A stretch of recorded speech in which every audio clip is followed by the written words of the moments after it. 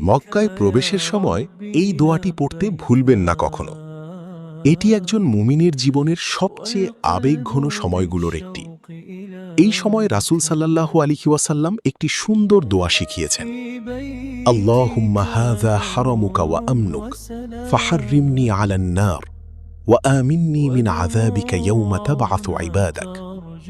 অর্থ, হে আল্লাহ, এটি আপনার পবিত্র হারাম ও নিরাপদ স্থান।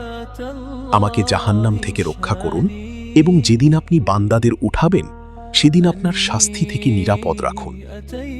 এই দোয়া শুধু শব্দ নয়, এটি একজন বান্দার নিরাপত্তা, ক্ষমা আর রহমতের আকুতি।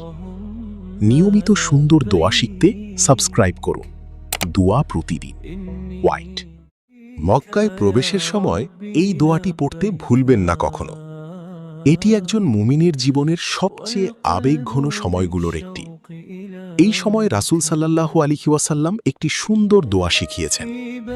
আল্লাহুম্মা হাযা হারামুকা ওয়া আমনুক ফাহাররিমনি আলান নার ওয়া আমিন্নি মিন আযাবিকা ইয়াওমা তাবআসু ইবাদাক। অর্থ, হে আল্লাহ, এটি আপনার পবিত্র হারাম ও নিরাপদ স্থান।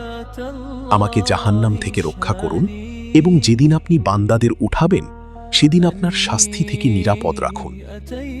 এই দোয়া শুধু শব্দ নয়, এটি একজন বান্দার নিরাপত্তা, ক্ষমা আর রহমতের আকুতি।